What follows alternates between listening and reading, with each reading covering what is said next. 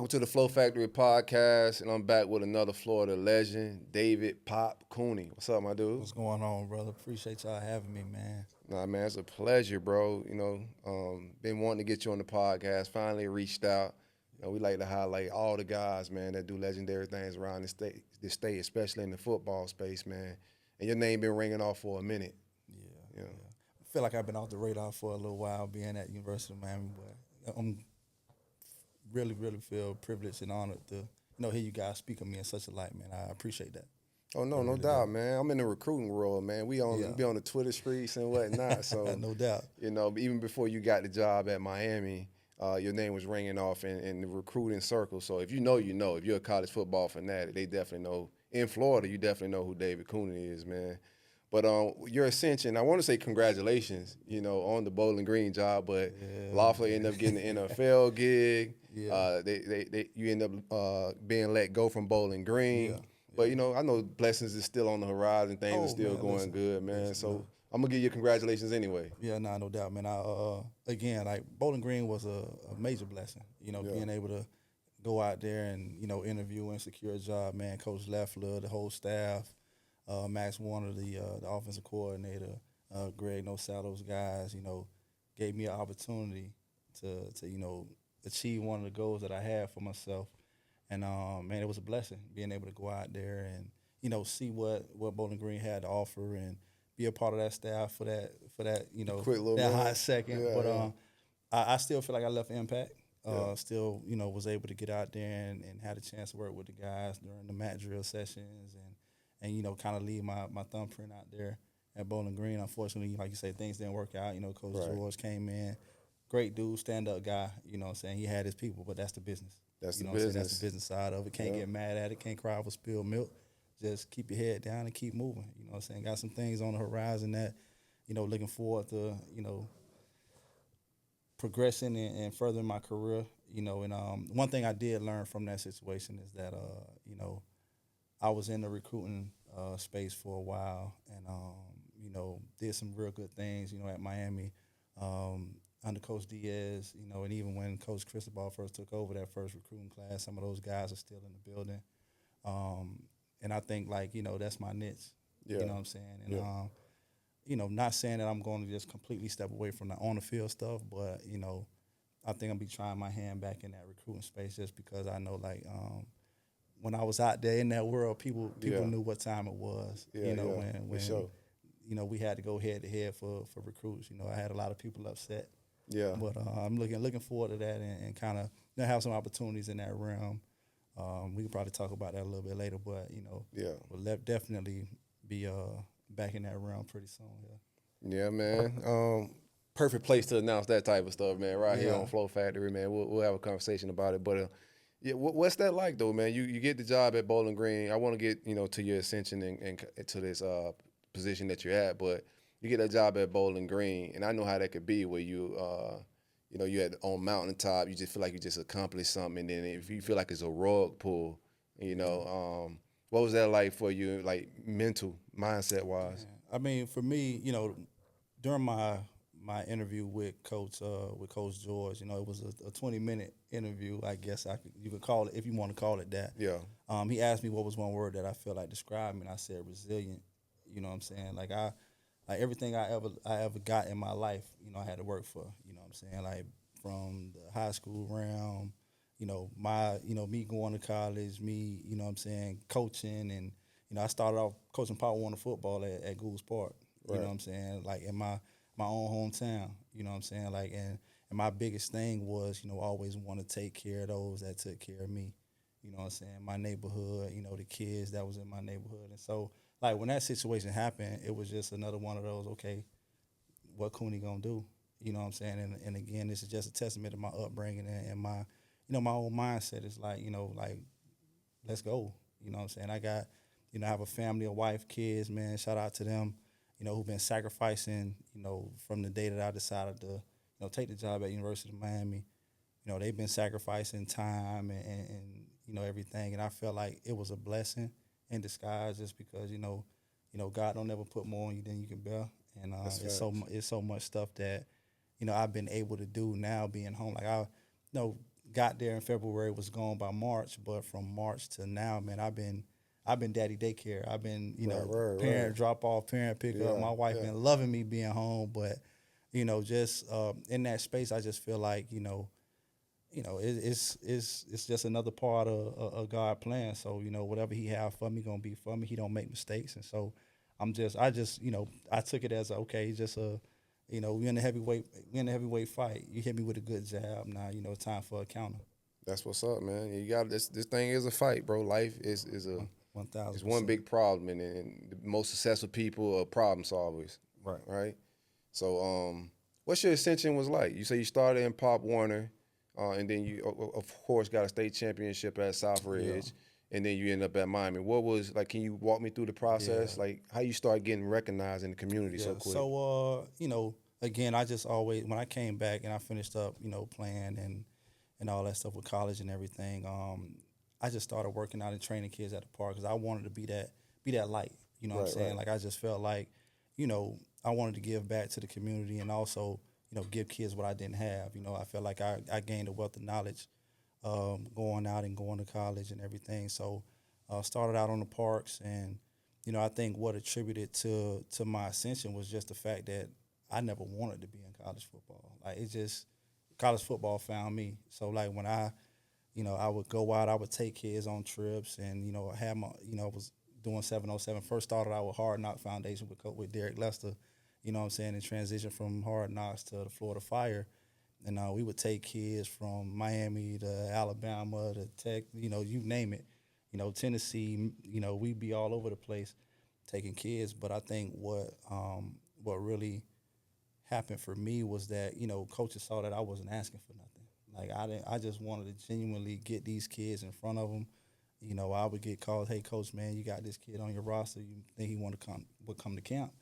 And yeah, coach, what's up? Like, let's go. And we just jump in the van and go. And I think what really did it for me at the University of Miami was they had their first Paradise Camp when Coach Rick was the head coach. Okay. And jumping off the pool. Right. Jumping off the diving board. Diving board into the pool. And it was actually before the diving board. So camp went till literally like 12 o'clock in the morning. Right. Like, so Jerry Judy was there, Mark Pope. They had a gang, got Devontae Smith, all those guys. And so Coach Ephraim Banda, Coach Thomas Brown, both of these guys are NFL coaches now. Banda stopped me, at the end of the camp. Like, hey, look, me and the guys, we about to go over, sit down and have a little dinner, about to break some bread. You want to come? And I'm like, Coach, we about to get on the road right now and drive up to University of Alabama. He's like, what? It's 12 o'clock in the morning. Y'all don't want it? Like, nah, this was perfect for us. It helped us save money, spending money on hotels, and that was our thing, man. Like back when coaches could get paid for going to different camps, it was a nucleus of us coaches from South Florida that, that was our summer money. Like we were teachers and substitutes and pool subs and, we would, hey, look, when the summertime came, hey, we were going to go to Florida State. We were going to go to Alabama. We were going to go to Tennessee. Wherever they had a check for us, Auburn, you name it. We were going to hit that road and we were going to bring kids. And, at the end of the day, like, yeah, of course you want to get paid for your time. Of course, that was a part of it. But at the end of the day, for me, it was about getting those kids out of their comfortable situation. So, you got kids that grow up in the inner cities, man. A lot of them don't never get a chance to go out and see some of these schools. We drove from Miami to Boone, North Carolina to App State when Coach Ponce was first getting out there as a quarterback coach, taking kids out there, you know what I'm saying? And a couple guys wound up getting, offers and things of that nature. And that was, for me, that was my joy. You know what I'm saying? Letting those kids go out there and experience that stuff and go out there and compete. Because, the kids hear it all the time. You're not just competing against people in Florida, competing against kids nationally. Okay, cool. Let's go out there and put it on tape. You know what I'm saying, on the road. And that's how, that's really how I wound up, getting that job at the University of Miami, just seeing my drive and my passion for those kids. No, that's dope, man, because on the other side of it, right, the fans, the message board, they paint guys like you as street agents, right? Because you have an influence, you're mentoring in the community, but the word street agent even sounds like something crazy, right? No doubt. When you just really there the guy, but what is your role in that capacity? Like, what are you offering a kid that you see with potential, you know, and guidance? Like, so for me, man, was never one of those guys. Was always big on, because I was an educator, right? So I was in the building with those kids. So I was like prime example, a kid like Mark Pope, man. I watched Mark Pope, Tyreek Stevenson. I coached Tyreek Stevenson. He was my center at Florida City Park. You know what I'm saying? Like Mark Pope was supposed to play for us at Florida City. That's a whole nother story. But I was in the building. So when a kid came into Southridge, a kid came into Coral Gables, or a kid came into South Dade, right at the beginning it was, hey, let's make sure that they're on track to we want to get them graduated. You know what I'm saying? And so we want putting them in classes and making sure that like everything was, tailored for their success. So like it wasn't about just, oh, you're gonna play football. No. You finna get this, you finna graduate with this diploma, first of all. You're gonna be prepared for the SAT, ACT, and then we're gonna make sure that on top of that, you get a chance to go and achieve your dreams. So like at the end of the day, I never pushed a kid to a school. It was always what you want to do. Because Kamari Gamble's my cousin, and, I was going to University of Miami Right. before his senior year. They didn't know it, but I was going to University of Miami before his senior year. He wound up going to Florida. Right. Billy Gibson played for him. He wound up going to Oregon. You know what I'm saying? D. Wiggins played for me. Of course, he wound up coming to Miami, and Pope wound up coming to Miami. Sean Davis played for me. He wound up going to Florida too. Yeah, you know what I'm saying? So, like that, my role for those guys is guiding them and allowing them to understand, like, hey, look, when you get to the collegiate level, it's going to be way more than just making plays on Saturday. You got to make plays on Monday through Friday to get to Saturday. And so, like, that's one thing that I learned being at Miami was that, man, a lot of these kids, that acclimation period is what separates the good from the great. And it's going to take those kids a whole lot further if they have somebody teaching them that stuff on the front end, opposed to when they get there now, you got a whole year where they go through. That's why a lot of kids get in the portal, because they wind up, like, getting to college, and then they don't know that, hey, college football is about trust. Can I trust you to do exactly what I tell you to do on these plays? If you don't, you won't play. If you do, you will play. Right. And so that's why you see the separation, and that was my role, man, is teaching those kids and helping them to understand, like, hey, look, it's going to start a whole lot sooner. It's going to start in ninth grade. Because if I can train you and get you to understand that, hey, as a ninth grader, I'm going to class, I'm not BSing, I'm doing what I'm supposed to do, it's a whole lot easier by the time you become a senior, because that's 4 years of prep. So now when I get to college, Chris McDonald goes in and starts and plays at Toledo, you know what I'm saying, and has a great, successful career. You know what I'm saying? Like, those are some of the stories that people miss. You know what I'm saying? They don't really get to hear those success stories, because at the end of the day, it's not always about the NFL. That's 1%. It's about the guys that graduate and getting their degrees. When you get the job at Miami, you're at Southridge. Who called you? Who make that call for the interview, and what was that feeling like? Man, it was crazy. I remember like it was yesterday. So we literally had our kickoff class that we played South Plantation on a Thursday night. I got called Thursday morning by Coach Rick, and they wound up offering me the job.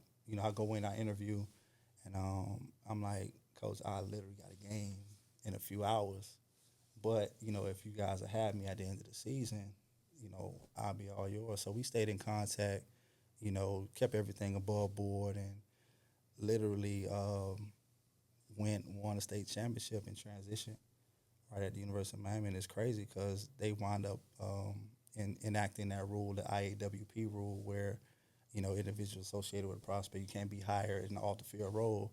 That's why I tell everybody my story, man. It's like it was all God. It was all God's timing and God's plan. Because like I said, I never wanted to coach college football. I love what I was doing in my neighborhood. Love, seeing the kids that, kids of my homeboys that, they coming up, and I'm just like, well, I'll go ahead and take that chance. They wound up, retroacting the rule. I got hired January 10th. They retroacted the rule to January 12th. So had I waited 2 days later, I'd have been still coaching at Southbridge potentially. It's crazy fate right there, bro. You know what I'm saying? So, yeah, man, it was, like I said, it was all a God thing, man. It's something that he wanted for me to do to help, usher in this next phase of my life, this next chapter of my life. So, where you think you get that passion for Miami from, like the crib like that? I know a lot of Miami is a passionate city. Y'all love the city, but everybody's not a neighborhood guy that want to see, the youth develop and grow. Like, where you get that from? My father, man, my dad, like, you couldn't do nothing. You couldn't root for a team that wasn't a Miami team. So my dad actually graduated from the University of Miami with an engineering degree, and that's all we ever saw. Myself and my brothers, that's all we ever saw. was University of Miami, the Miami Dolphins. The Heat weren't around at the time when I was growing up, but then because that's why I'm a Laker fan. But that's neither here nor there. But like outside of that, man, like my dad was real influential on my passion and love for the career. But then also like prideful person. You know what I'm saying? Like I take pride in everything I do, and being in the city and being of the city. You know what I'm saying? You kind of wear it on your sleeve. It's easy for you to fall in love with the city of Miami. For sure. You know what I'm saying? Everything that goes on in the culture and, how different neighborhoods embrace you. Like I grew up in Liberty City and my family moved down south and, was embraced from city to city. You know what I'm saying? And like my dad's side of the family is from Liberty City. My mom's side from Gould. So we got the best of both hoods. So. Right. Man, what was Rick like as a head coach? I know he's a spiritual, religious guy. Yeah. What was it like working for him? It was great. Like a legendary human. You know what I'm saying? Not just a legendary coach. He was, always, very, very like meticulous and passionate about things that he did, and never once, would kind of get out of pocket with you. He was always like, he had his up days and down days, you know what I'm saying? But at the end of the day, like he was always big on taking care of the players, real big time players, coach. Like the University of Miami doesn't have the Carousel for indoor practice facility without Coach Rick. He spearheaded that project, and it came from there was a pro day that got rained out. Like the guys are literally auditioning for the NFL. Like this is the next phase of their life, and they're in a downpour. It's literally storming as bad as it is today. Yeah. And they don't have a cover, don't have an indoor to go into. And so the scouts and the players are out there in the downpour just trying to earn their keep. And, Coach Rick saw that, and, he hit the boosters, and, shout out to Miss Sofer and their family, for doing that for the players. But he was big on taking care of the players. And that's one of the things that I naturally loved about him was that, at the end of the day, like right, wrong, and different, like the players always came first. He'll get rid of you before he get rid of a player. That's dope. Now walk me through. Now you got the job at Miami, so walk me through the process. You was a recruiting coordinator, right? What recruiting analyst? Yeah. So I started out as a running back analyst. Right. Worked with Coach Brown. Shout out to TB. That's my dude. Like love him, big time mentor. Right. Big little brother to me. But just. I came into Miami thinking I, just came off a state championship. I was offensive coordinator at Miami Southridge, my alma mater, and coming in there, like I thought I just, I know football, man, I'm good, like I understand it, I know it. Let me just, help, assist, aid where I can, right. And got there and really learned so much from TB, learned so much from Coach Ron Dugans, learned so much from Todd Hartley. Those guys, man, Coach Diaz, Coach Banda, Coach Packey, like those guys were very influential in me, like wanting to get more out of college football. You know what I'm saying? Like being in rooms with those guys and, understanding that, hey, look, everybody's not going to agree on everything. And it's okay, you know what I'm saying? But, being respectful and understanding that, everybody have one goal and sitting in on those meetings and being a fly on the wall, because everybody that's in the analyst world know, like, hey, you're a fly on the wall. Like, so we sitting back and we kind of listening, giving our input when called upon, and that was a humbling thing, because being an offensive coordinator, and I also handled recruiting at Southridge. I was kind of like the big dog. Everybody that came to the school, they came and saw me and everything, and Coach Roll and things of that nature. But just being in that role, it was humbling, and it was also like it also taught me how to see things from different perspectives, Right. and understand the game in a whole different light. That would feel overwhelming when you first get there, because a lot of football knowledge, and you coming from high school. So Yeah. could it be intimidating as well? Man, it was a little bit like I came in, I was the signaler. I had to do the signals, and it was crazy because I also signaled at Southridge. It was myself and Coach Joe Brown. Mm-hmm. We were signaling, and I had a funny story. So we in practice, and we doing the 2-minute drill. And so, like, of course, I had a signal. I'll never forget this, man. I had a signal for a screen, and my signal was here, and we had a signal here at Miami. And so I'm on the field, and it's my time, the live signaler, And so Malik's the quarterback, so I'm signaling, hey, let's go, let's go, let's go. And he looking at me like, what?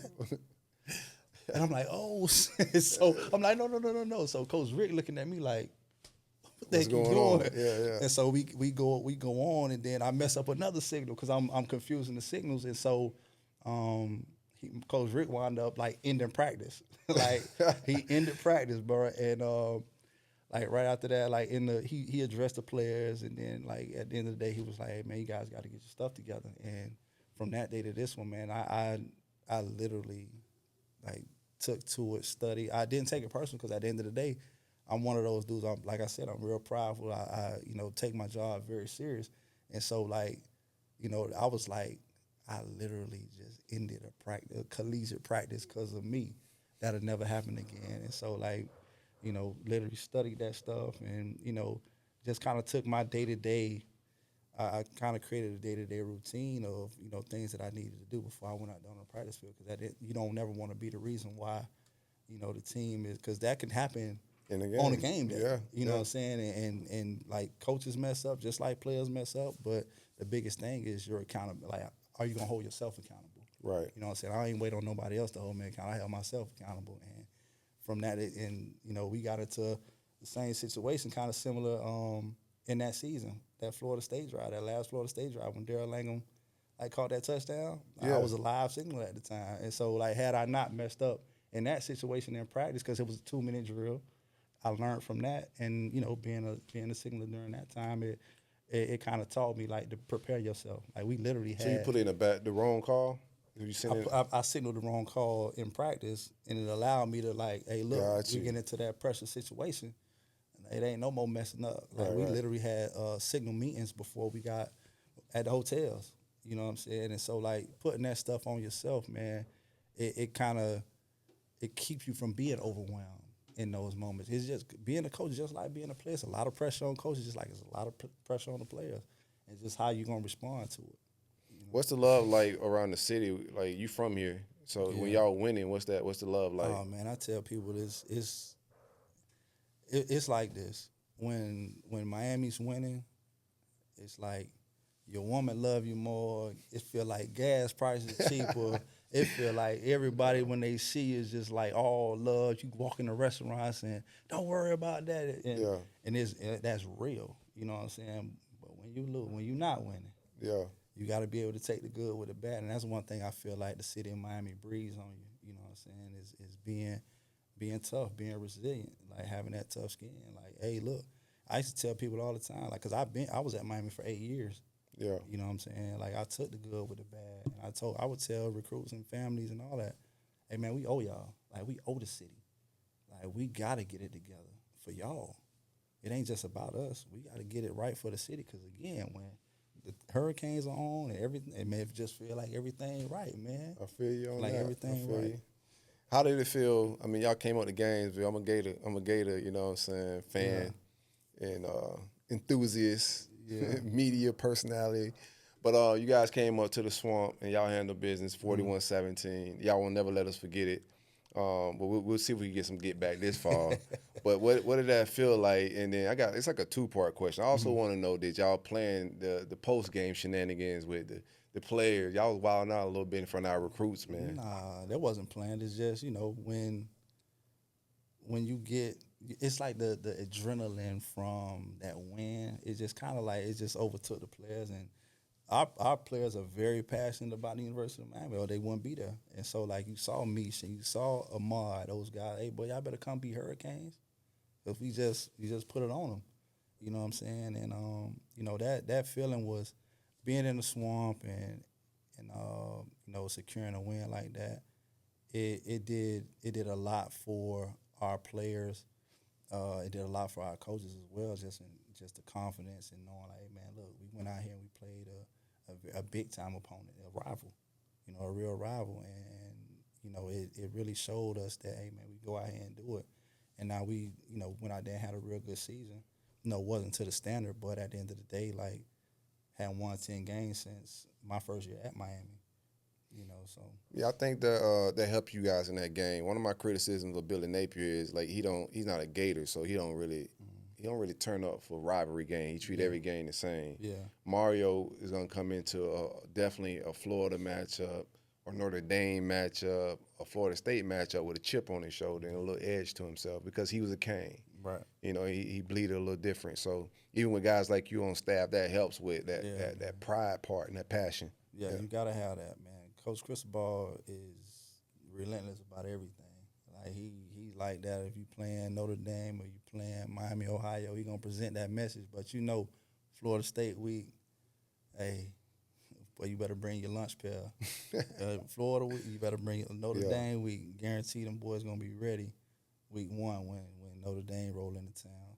So like like you said, that passion, it's kind of ingrained in you from an adolescent, man. You a kid, and that's why Miami doing a real good job of going out to the parks and just being visible, in the city, because the kids take that pride, and you see it like in everything that they do. Those kids on the parks, man, they playing football, and they, you just say they look like Canes.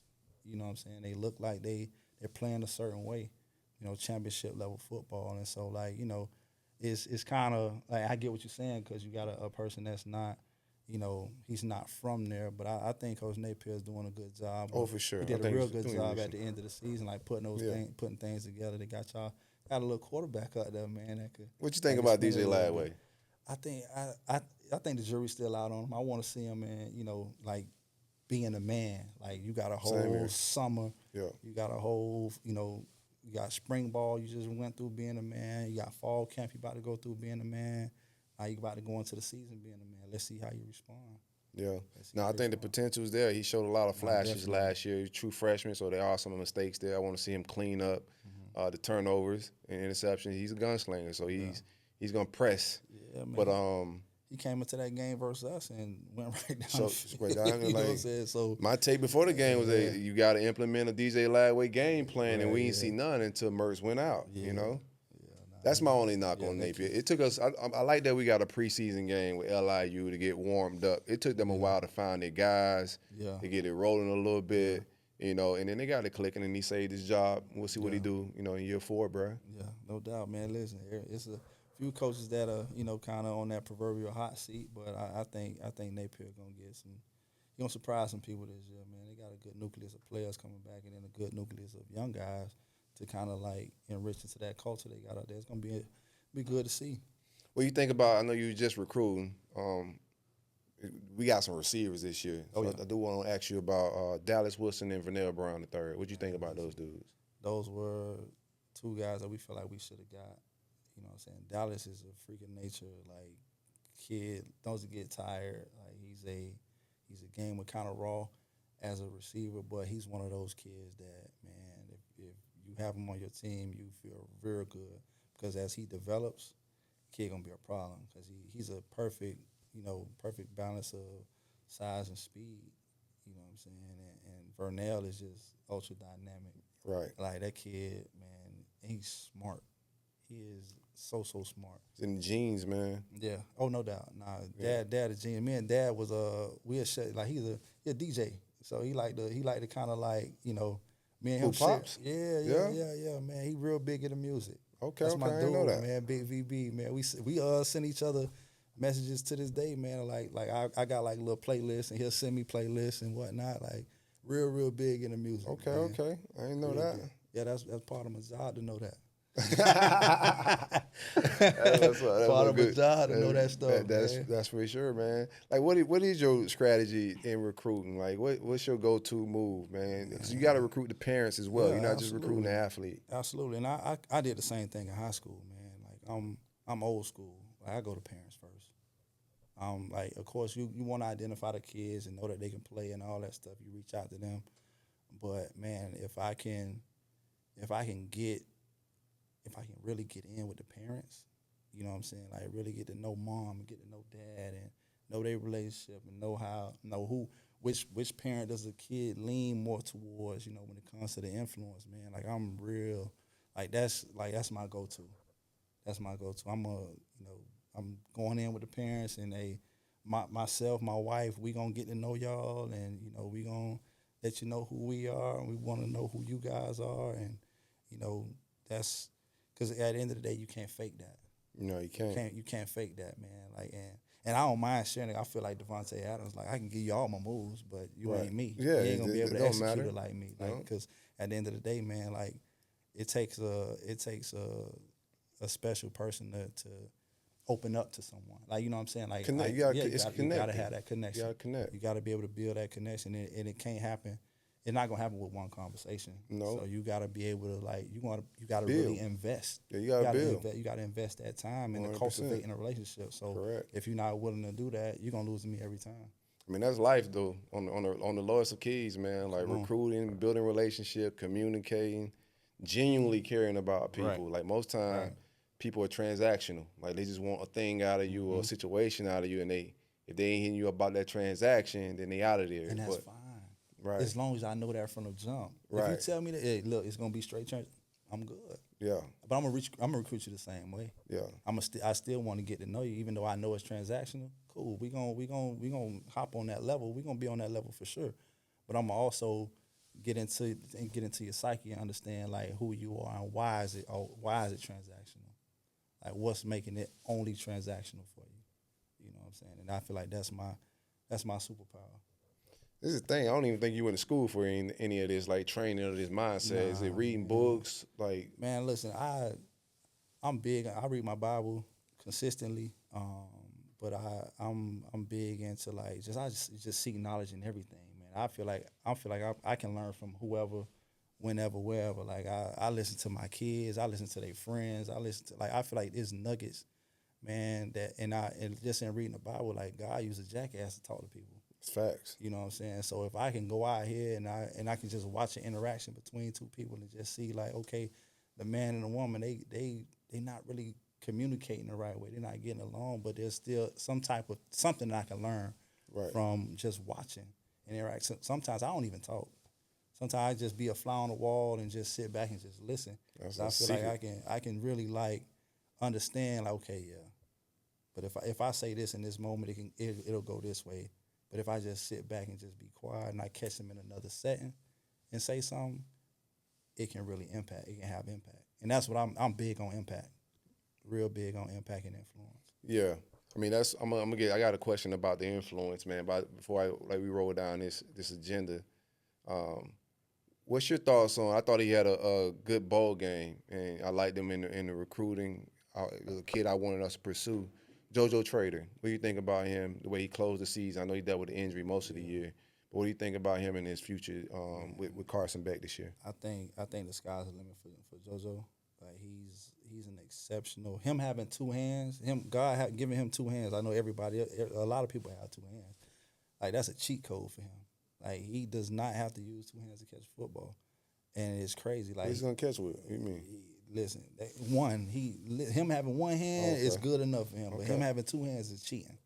Like he's one of those kids that, like, just watching him, like he trained with Coach Sly for a long time, and just knowing that he took his craft serious. So a lot of these kids, they grow up and they train and they stop and they train and they stop and they, you know what I'm saying, they don't really take it serious. But he was like consistent with it.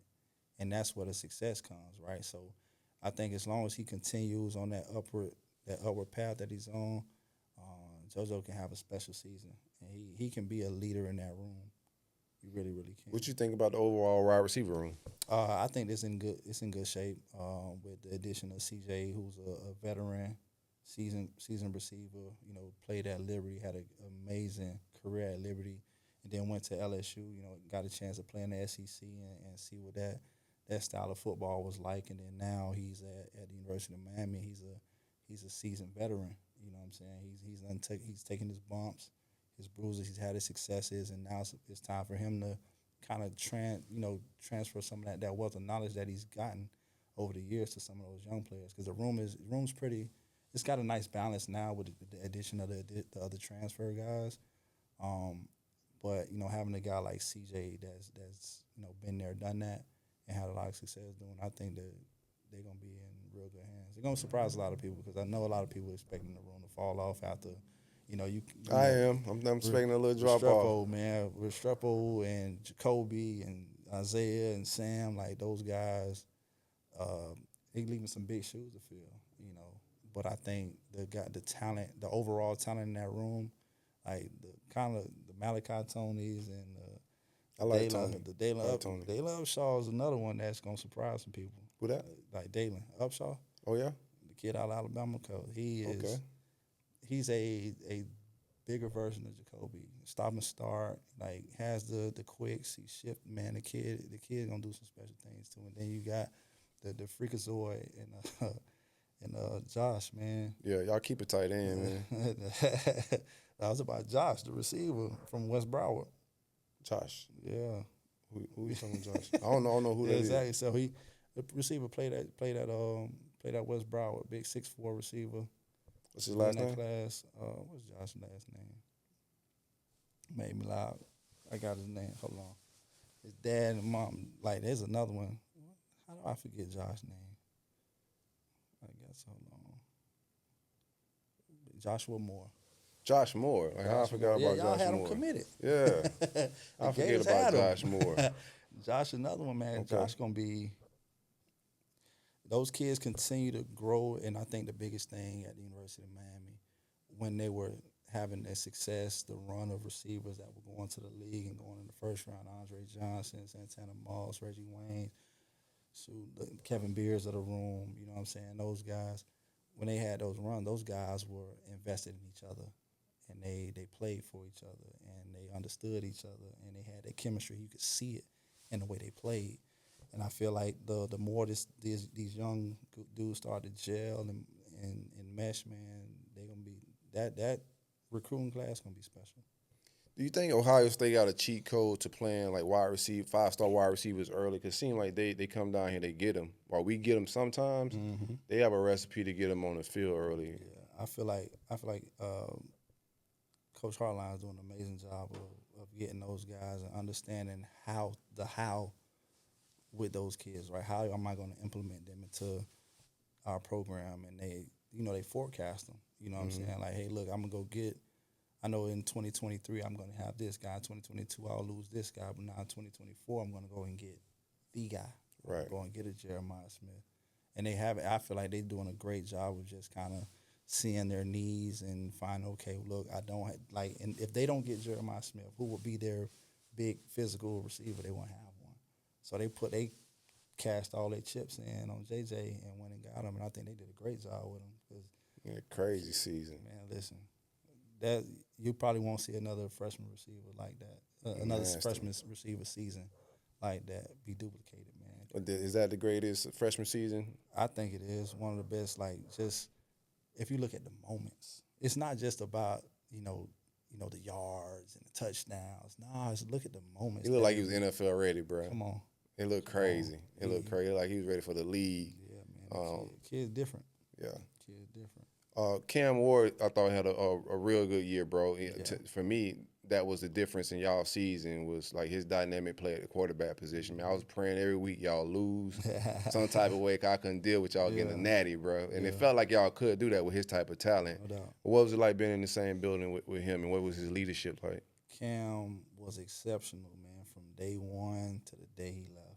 You know what I'm saying? I watched Cam, again, just being a fly on the wall and seeing how, he'll come into the building, be the first one in the building, and not only is he being first, but he bringing somebody with him. You know what I'm saying? So he making Jacoby George get up. He making Restrepo come in there and meet with him, and he's getting those guys. Like, of course, once like day 1 and day 2, it's like, okay, I'm pulling teeth, but then by the time you get to day 21 and day 43, like it's the routine. It's expected of you. Yeah. You know what I'm saying? And like, man, Cam, he always did something extra after practice with those guys. So, like, now it's not just, okay, if I missed on these throws, we going to work on this after practice. Like, just watching him, and again, I was at Miami for 8 years, and seeing, like, how, like, his day-to-day and how he attacked every single practice and how he competed and how he challenged guys on the practice field. You knew he was going to have success on game days. It's just a matter of, like, hey, man, y'all got to come with him. Y'all got to come with him because he coming. And I think that's what allowed us to go out there and win double digits. What's your overall take on the NIL, name, image, and likeness, and anything you would change and adjust in it? Man, I think the guys should be paid. I agree with that. I'm also a big fan of what Coach Vernell Brown doing Yeah, up there at Q's, man. yeah. Like, hey, boy, hey, Accountability around it too. oh, no doubt. Sure. Like, so if you missing meetings and you late to this, I think, that's amazing. You know what I'm saying? Like, okay, you guys want to be treated like pros and you guys want these big numbers and these big dollars, okay. You also got to be held accountable to when you're not upholding the standard. And I think, once all that stuff starts to get kind of like it die down, you know what I'm saying, as far as like all these crazy numbers, I don't know how you're gonna I don't know how do you manage that. Right. Just because like I can't tell, this school or this company or this collective that, hey, man, you can't pay them this amount of money. Yeah, that's crazy. You can't govern that. You can't, there's no way to, put a cap on that stuff. But I think, hey, it's good. It's good. It's been good for college football so far. I think the kids they're being taught a lot more about, financial readiness and things of that nature on that level. So I think, as long as it's not being abused, I think it can continue to be a good thing. Yeah, it's a transfer of wealth, man. If you're paying attention to it, like these young boys are touching money. Like there's so many dudes I know that were dudes that just didn't go pro. They was real good in college, and you look back and like, man, that dude would have been a millionaire for sure, Right? just off of college. And some of these dudes, would have been a millionaire off of just signing day, right? Right. Like, or in the hundreds of thousands, just been, get you a substantial amount of money. And to be honest with you, man, just watching and seeing, like, I think they're handling it pretty well, like for the money. Yeah. Outside of the cars, I think they're speeding and they're wilding out in the cars a little bit. But outside of that, I think like what I'm seeing is not a whole lot of what I thought I would see. Is what I'm gonna say. I thought when these boys touched this money, they would just be making it rain everywhere and going crazy, and you're not seeing a lot of that. Yeah, I think the game of football does a good job of controlling a lot of that stuff. Like, the men that are in the buildings. Like, I don't know everybody that's all across college football, but I'm pretty sure there are a lot of men in buildings that are keeping these guys level-headed and making sure that they understand that, hey, it ain't about that. Like, you getting the bag right now. Like, everybody's saying, oh, man, Cam Ward got $1 million, but it's nothing compared to what he just got at being the first pick of the draft. Correct. So, like, you want to get, at the end of the day, you're getting a bag now, quote unquote, but the real bag is the next level, and I think that's a part of it too. Like a lot of kind of like everybody's end all be all at the time. Back in our day was, you want to make it to the league. I got to make it to the league to make it to the bag. Now I can get the bag now, so like you do see a lot of these kids kind of like turning it off. You know what I'm saying, at times, but for the most part, the guys that truly love the game and are passionate about it, that are having the major successes, are keeping the light switch turned on at all times, and they're not just getting a bag in college, they're getting a bag on the next level also. So that to me, I feel like it's still, the NFL is still the carrot. For sure. For sure.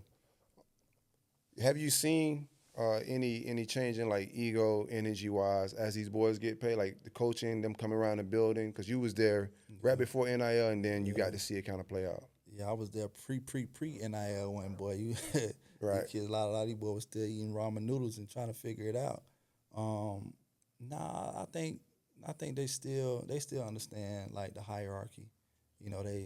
They still, well, for the most part, the school it's not pay for play, but still, like, you understand, like, hey, you can't come into my building disrespecting my building.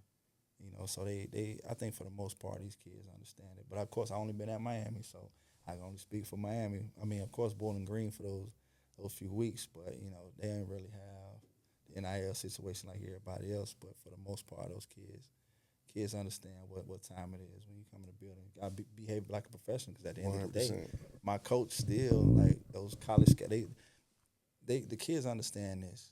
They were recruited from high school to college, and you're gonna be recruited from college to the NFL.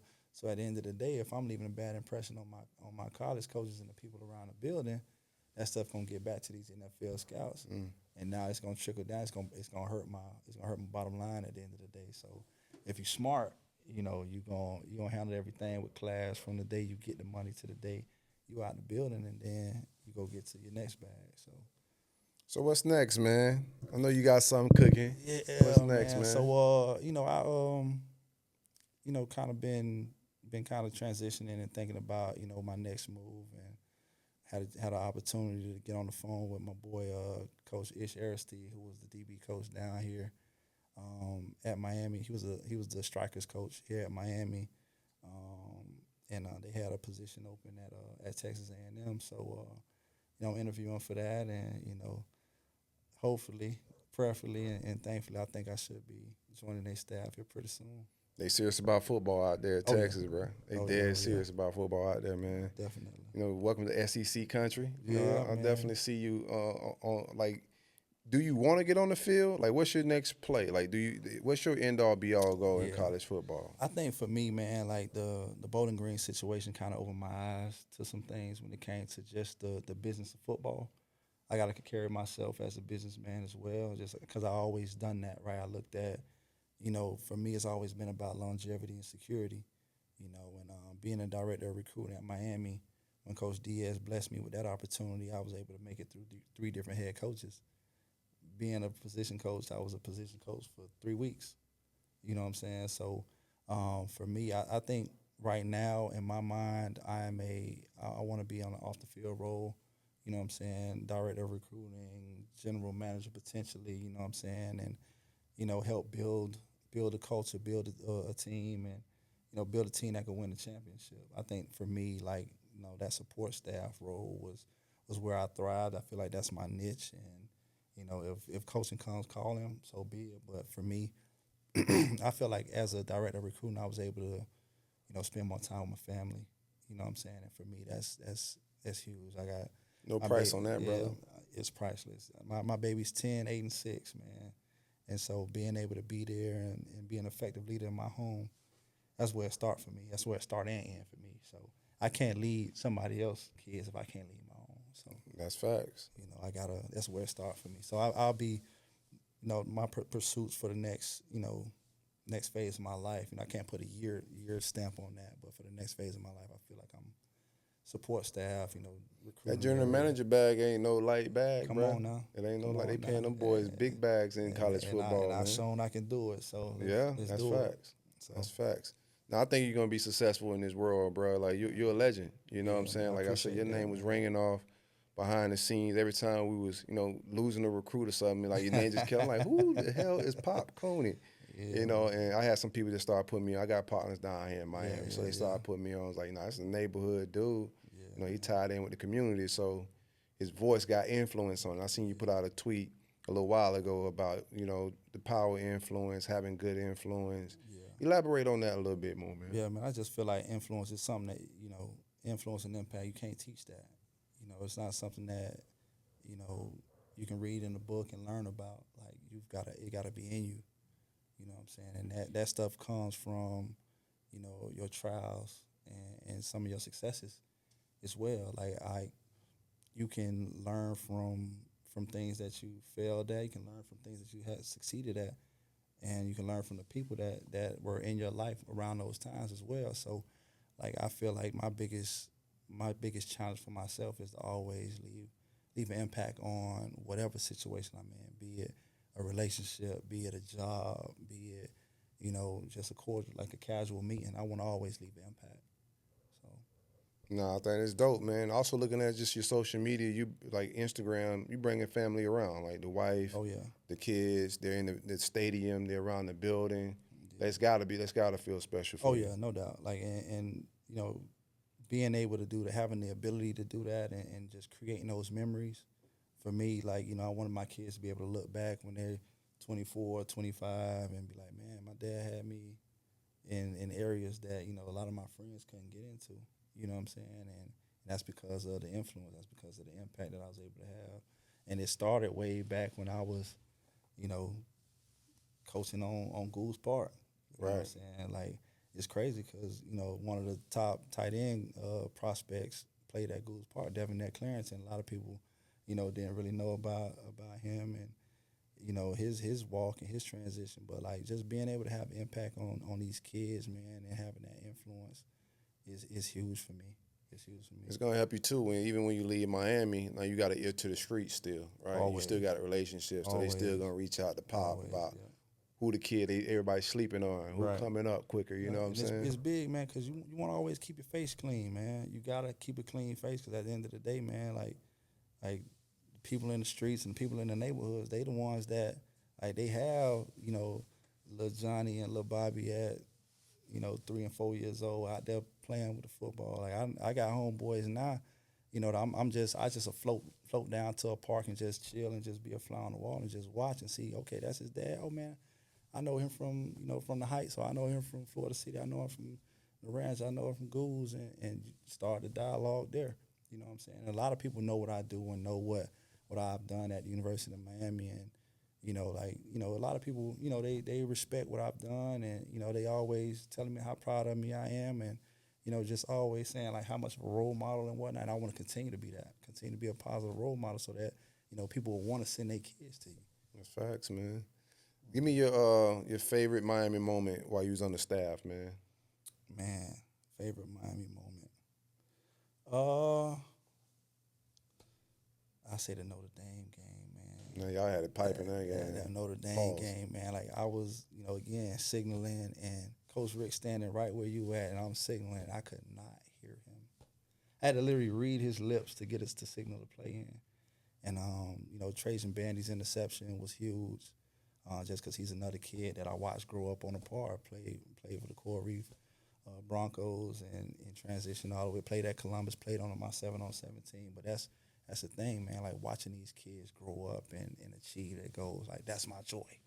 You know what I'm saying? So watching DJ Dallas, score the touchdown, diving over the pylon, like those moments. That Notre Dame game, man, it was lit, huh? It was lit. Man, y'all was on top of the world, man. Yeah, man. I mean, I appreciate you pulling up. I need to get I didn't get a Manny Diaz story out of you, bro. We talked about Rick and we talked about Mario a little bit. What was Manny like before we get out of here? That's Hefe, man. That's my dude. I love Manny to life. Like I sent Manny a text probably after our bowl game, after we lost, and I just thanked him. You know what I'm saying? Because I'm big on, I was taught from my grandmother, man. Like when you appreciate people, let them know it. You know what I'm saying? And so I shot him a text. I said, look, Coach, man, I just want to thank you. You know what I'm saying? You allowed me to be a father to my kids, man. You took a chance on me.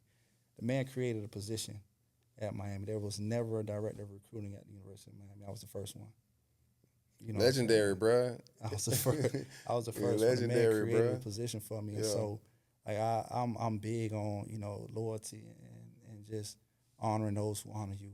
You know what I'm saying? And so Manny was just Manny, like he one of those guys. He's very fiery, very involved. He always be like when he was coordinating. He was a defensive coordinator at Miami when I first got there, and he was very in your face and very passionate about everything. And I was refereeing a game my first year there, a 7-on-7, and he stopped me walking in, and he was like, "Man, never think of any job as a small job. You always being interviewed." You know what I'm saying? He said, like, anytime somebody gives you a job to do it with excellence. And I never forgot that. I never forgot it. So I thank Manny for a lot of my successes, you know what I'm saying, in the coaching profession, because he really just took time and just poured into me. So seeing the vision a little bit, Yeah. seeing your value. no you doubt. know? Like, That's big for me. yeah. You just said it, seeing the value. Yeah. Nah, man, like the legend continues, bro. Good luck, with appreciate everything that's with the interview process at Texas A&M. Yeah, I'll probably be calling you here soon, man. Let you know they. Yeah, give me Yeah. give me the green light. Yeah, definitely. Give me the green light, bro. Nah, I'm excited for you, bro. Like, I want to see you, the end of this thing. Like, these interviews I do, especially with the up-and-coming guys. I get a lot of legends on here, right? Yeah. That's already at the tail end of Clinton Port. They already had their careers. They still doing great things, but we're talking about things that they've done. I think you're just getting started, bro. I appreciate that. I think you're going to be a general manager and then NFL, whatever else is on the horizon, bro. You're bright. I appreciate that, brother. Thanks for pulling up, man. Thanks for having me. It's Flow Factory, man. David Cooney, Corey, we out. Appreciate y'all.